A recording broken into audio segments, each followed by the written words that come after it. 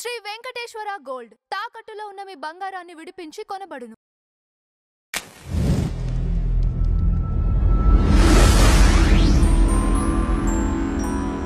మీరు చేస్తున్న వర్క్ గురించి విన్న తర్వాత అసలు ఎందుకు స్టార్ట్ అయింది? ఇంట్రెస్ట్ ఎక్కడ స్టార్ట్ అయింది? ఎన్ని ఇయర్స్ అవుతుంది? నేను ఆల్మోస్ట్ ఇట్లా చెప్పాలంటే ఒక 20 years ఆఫ్ జర్నీ నాకున్న దాంట్లో. సో బేసికల్గా నాకు చిన్నప్పటి నుంచి కూడా ఇప్పుడు ఒకరికి ఏదైనా లెట్స్ ఒక ఫ్లైట్ చూస్తే ఒక పైలట్ అవ్వాలనిపిస్తుంది. మీరు ఇక్కడ ఉన్న ఇప్పుడు ఈ జర్నలిజం చేస్తున్నారు అంటే మీకు ఒక ఉంటుంది, ఎక్కడో సమ్వేర్ ఒక బీజం అనేది ఉంటుంది. సో నాకు ఎట్లా అంటే చిన్నప్పటి నుంచి కూడా ఎప్పుడు ఆదిశంకరాన్ని చూసినా లేకపోతే స్వామి వివేకానంద గారిని చూసినా కూడా ఈవెన్ అల్లూరి సీతారామరాజు గారు చూసినా కూడా దట్ వాజ్ మై థింగ్ అనమాట. అంటే అంత పెద్ద ఇంపాక్ట్ చేసిన వాళ్ళు అంత ప్రశాంతంగా అసలు ఎలా ఉంటారు అనేది నాకు చాలా ఆశ్చర్యంగాను చాలా నాకు అట్రాక్టివ్గాను అనిపించేది. సో నేను 6-7 ఏళ్ళు ఉన్నప్పుడు నేను ఒక యూనో డాన్స్ క్లాసెస్కి వెళ్ళాను. లైబ్రరీ పైన ఉండేది అనమాట అది. సో అక్కడ లైబ్రరీ నాకు డ్రైవర్ వచ్చి పికప్ చేసుకునే టైంలో నేను చూస్తున్నప్పుడు అక్కడ ఫొటోస్ ఆ బుక్స్ అవి ఉండేవి. సో అవి నాకు చాలా ఇంట్రెస్టింగ్గా అది నాకు ఆకర్షించేది. ఆ యొక్క ప్రశాంతత ఉంది ఏదైతే ఉందో. అండ్ పక్కన చుట్టుపక్కల ఎప్పుడు గమనించడం నాకు చిన్నప్పటి నుంచి కూడా అలవాటు. చిన్నప్పటి నుంచి నేను పెద్ద బొమ్మలతో ఆడుకున్న అలా ఏం లేదు. నాకు కొంచెం గమనించడం అలాగే ఎక్కువ ఇష్టం అనమాట. సో ఎప్పుడు చూసినా కూడా చిన్న చిన్న పనికే కంగారుగా బతికేస్తూ ఉంటారు. అరే ఇంతే అంటే వాళ్ళు అంతా వరల్డ్ వైడ్ ఇంపాక్ట్ చేసిన వాళ్ళే అంత ప్రశాంతంగా ఉన్నారు, వీళ్ళేని ఇంత కంగారుగా ఉన్నారు. I don't want to be like this, I want to be like that. అలా ఒక ఆలోచనతో నాకు యోగా మీద స్క్రిప్చర్స్ మీద వాటి మీద ఫోకస్ ఉండింది. ఆ తర్వాత ఒక 12-13 years అప్పటి నుంచి కూడా నేను ఫుల్గా దాని మీదే ఫోకస్ చేసి చదువుకుంటా నేను ముందుకు వచ్చాను అనమాట. అది సో అట్లాగా ఒక బీజం పడింది, ఒక స్పిరిచువాలిటీ అనేది ఒక బీజం పడింది. కానీ మనం నేర్చుకున్న వైదిక్ కానివ్వండి, ఉపనిషత్స్ కానివ్వండి, మన భగవద్గీత కానివ్వండి, అది నేర్చుకోవటము ఒకటి, ఎక్స్పీరియన్స్ చేయటం ఒకటి.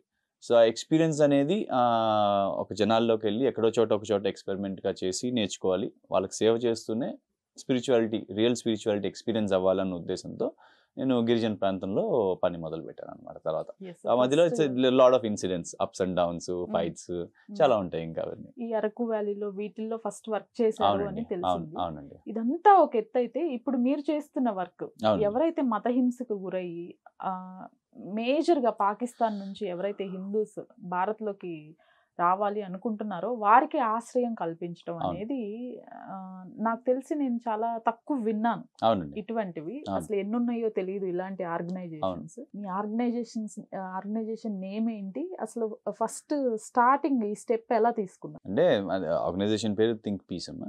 ఇప్పుడు think piece but refugee aid project అనేది ఆ ప్రాజెక్ట్ మీద ఇప్పుడు మన ఈ శరణార్థుల కోసం అనేది మనం సేవ చేయడం జరుగుతుంది. అంటే మన అరకు ఒడిశా ప్రాంతంలో ఎక్కడైతే చాలా నక్సల్ ఏరియా అలాగే మిషనరీ ఏరియా ఉందో ఆ ఏరియాలో నేను ఆల్మోస్ట్ 6-7 years పనిచేసిన తర్వాత మనకి ధర్మ అనేది ఒకటి నేర్పిస్తుంది. ఎప్పుడు కూడా మనం ఎవరికైతే సేవ చేస్తామో వారికి మన అవసరం లేని రోజే మనం సక్సెస్. సో వాళ్ళని మనము హ్యాండిక్యాప్ చేయకూడదు, లిబరేట్ చేయాలి, అంటే స్వేచ్ఛనివ్వాలి. సో ఆ ఉద్దేశంతో ఒకరోజు అనిపించింది నాకు, ఓకే ఇంకా నా అవసరం ఇక్కడ ఈ ఏరియాకి లేదు. 6 years అక్కడే ఉన్నాను, ఆ గుడిసెల్లోనే ఉన్నాను, వాళ్ళతో పాటే నేను ఒకటిగా అందరిని కలిసి నేర్చుకున్నాము, పని అంతా అయింది. అలా అని చెప్పి నాకు దాని మీద ఏ అటాచ్మెంట్ లేదు.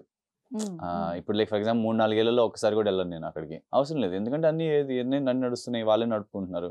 సో ఆ స్థితి వచ్చినప్పుడు నేను రీసెర్చ్ చేయటం మొదలుపెట్టాను. సో నేను అప్పుడు ఫస్ట్ ఒకటిగా మొదలుపెట్టాను ఆ ట్రైబల్ ఏరియాలో. కానీ అది అయిపోయేసరికి చాలామంది కొత్త వాలంటీర్స్ ఇట్లా చాలా మంది జాయిన్ అయ్యారు. సో ఇప్పుడు మన టీం పెద్దదైంది. సో పెద్ద టీం అయినప్పుడు ఇంకా పెద్ద ఇంపాక్ట్ భారత్ మీద మనం తేవచ్చు అన్న ఉద్దేశంతో నేను రీసెర్చ్ చేయడం మొదలుపెట్టాను. ఇంకా షెడ్యూల్డ్ ట్రైబ్స్ ఎక్కడ ఉంటారు, ఎవరున్నారు, ఎక్కడైనా అసలు అంటే క్రాక్స్ అంటారు కదా, క్రాక్స్లో పడినవి అంటే ఎవరు పట్టించుకొని ఇష్యూస్ నేను టచ్ చేయడానికి ట్రై చేస్తాను. సో అట్లాగా రీసెర్చ్ చేస్తున్నప్పుడు బీల్ అనే ఒక షెడ్యూల్ కమ్యూనిటీని ఐ కేమ్ అక్రాస్. ఇక్కడ రాజస్థాన్లో ఉంటారు అనమాట ఎక్కువ. సో వాళ్ళు పాకిస్తాన్ నుంచి భారత్ వచ్చే వాళ్ళు ఇంకా చాలా మంది ఉన్నారు అని చూశాను. సో ట్రైబల్ ప్లస్ శరణార్థి. సో నాకు అది చాలా పెద్ద ఇష్యూ అనిపించింది. సో నేను దాంట్లో రీసెర్చ్ చేసినప్పుడు నాకు అర్థమైందంటే ఎవరికి ఏం తెలియదు దాని గురించి. అసలు అలా ఇంకా ఇప్పటికి కూడా హిందువులు పాకిస్తాన్ నుంచి భారత్ పారిపోయి వస్తున్నారు అనే విషయం ఎవరికి తెలియదు. ఇప్పటికి కూడా మేము లాస్ట్ ఇయర్ మనం ఇప్పుడు బార్డర్ క్లోజ్ చేసే ముందల వరకు కూడా మేము almost thousands of families every year వస్తాం. చాలా పెద్ద ఫ్యామిలీస్ వస్తే చాలా ఎక్కువ మంది వస్తున్నారు, కానీ ఎవరికి తెలియదు. సో నేను 2018 ఆ టైంలో దీని మీద గట్టిగా రీసెర్చ్ చేశాను. ఒక 1 year రీసెర్చ్ చేసిన తర్వాత ఓకే కొన్ని గవర్నమెంట్ దీనికి సంబంధించిన డిపార్ట్మెంట్స్లో అడిగితే కూడా వాళ్ళకి ఎవరికి కూడా డెప్త్ నాలెడ్జ్ లేదు దీనిపైన. సో అందుకని చెప్పి అంటే వాళ్ళు బిజీగా ఉన్నారు. సంహౌ ఇది ఒక అట్లా పడిపోయింది. సో మనం దీని మీద ఫోకస్ చేసి గవర్నమెంట్తో కలపాలి అన్న ఉద్దేశంతో నేను ఒక భారత్ రెఫ్యూజీ యాత్ర అని చెప్పేసి కన్యాకుమారి నుంచి కన్యాకుమారి వరకు 13,000 కిలోమీటర్లు మొత్తం నేను మోటార్ బైక్ మీద అంటే అడ్వెంచర్ చేయాలని అలా ఏం లేదు. జస్ట్ అంటే అది ఫాస్టెస్ట్ క్వికెస్ట్ అండ్ ఆల్సో ఎక్కడికైనా వెళ్ళిపోవచ్చు అన్న ఉద్దేశంతో మోటార్ బైక్ మీద నేను యాత్ర చేశాను, భారత్ రెఫ్యూజీ యాత్ర అని.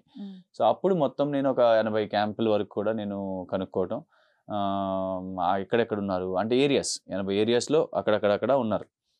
సో హిందూస్ అట్లా ఉన్నారు. బంగ్లాదేశ్ నుంచి వచ్చిన వాళ్ళు, పాకిస్తాన్ నుంచి వచ్చిన వాళ్ళు, అలాగే శ్రీలంక నుంచి వచ్చిన వాళ్ళు క్యాంపులు ఉన్నాయి. సో వీటన్నిటినీ కూడా ఒక తాటి మీదకి తీసుకొని వచ్చి రెఫ్యూజీ ప్రాజెక్ట్ అనేది మొదలు పెట్టడం జరిగింది. అంటే వీళ్ళు రావటం అంటే ఎలా విత్ అందరు కూడా లీగల్ గానే వస్తారన్న. So we don't work with anyone illegal. So వాళ్ళు ఎవరైనా కానీ మన దేశం యొక్క సురక్షిత ఏదైతే ఉందో దాన్ని మాత్రం మనము కాంప్రమైజ్ అవ్వకూడదు అన్న ఉద్దేశంతో మేము పనిచేస్తాం ఎప్పుడు కూడా.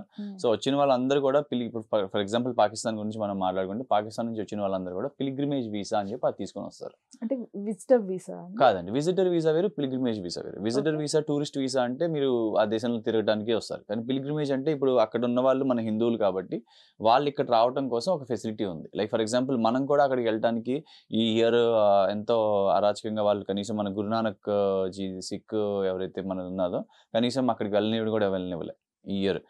అక్కడ బేసికల్గా అక్కడ నుంచి మొదలైంది మొత్తం సిక్కిజం అనేది. సో అట్లాగా వాళ్ళు ఇక్కడ రావడానికి మన వాళ్ళు అక్కడికి వెళ్ళడానికి కూడా కొన్ని లాస్ ఉన్నాయి. సో దాని బేస్ మీద హరిద్వారనో ద్వారకానో పిల్గ్రిమేజ్ వీసా తీసుకొని భారత్ వస్తారు. అది వచ్చాక ఇన్ని డేస్ ఉంటుంది. ఉంటుంది. వచ్చాక ఏంటంటే 24 గంటల లోపల వాళ్ళు FRRO అంటారమ్మా, ఫారెన్ రీజనల్ రిజిస్ట్రేషన్ ఆఫీస్ అంటారు. అక్కడికి వెళ్ళి మేము పలానా అడ్రస్ లో ఉంటున్నామని చెప్పి వాళ్ళు ఒక దాఖలా చేయాలి. అది వి ట్రైన్ దెమ్ ఎట్లా చేయాలి ఏంటనేది మేము we take care of the process మాకు కుదిరినంత.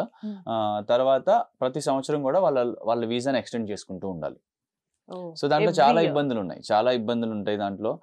అంటే ఇప్పుడు అక్కడ అంత మతపరమైన హింసని వాళ్ళు ఎదుర్కొని అక్కడి నుంచి పారిపోయి భారత్ వస్తున్నారు. దాంట్లో వచ్చే 73% మంది 4,200 రూపాయలు పట్టుకొని వస్తున్నారు. అంటే ఒక కుటుంబం మొత్తం, అంటే ఒక కుటుంబం యావరేజ్ కుటుంబం, హిందూ కుటుంబం 7 ఉంటారు అక్కడ. మనలా కాదు ఇక్కడ. అక్కడ మంచి సైజ్. అందుకే ఇంకా ఉన్నారు 22% 1947లో ఉన్నారు. ఇంకా కనీసం 1% అయినా ఉన్నారు అంటే నెంబర్స్ పెద్దవి కాబట్టి వాళ్ళు సర్వైవ్ అయ్యారు. సో వాళ్ళు అక్కడి నుంచి భారత్ వచ్చిన తర్వాత 73% మంది 4,200 పట్టుకొని వస్తున్నారు 7 ఫ్యామిలీకి. సో మీరు ఇమాజిన్ చేయండి అమ్మా, ఒక 7 ఉన్న కుటుంబము 4,000 రూపాయలతో బార్డర్ క్రాస్ అయ్యి వాళ్ళ కోసం ఒక లా లేదు, ఒక పాలసీ లేదు, ఎటువంటి సిచ్యువేషన్ పద్ధతి లేదు, వాళ్ళు ఎలాగా సర్వైవ్ అవుతారు? సో ఆ స్పేస్లో మనము పనిచేయటము అనేది ఇప్పుడు జరుగుతూ ఉంది.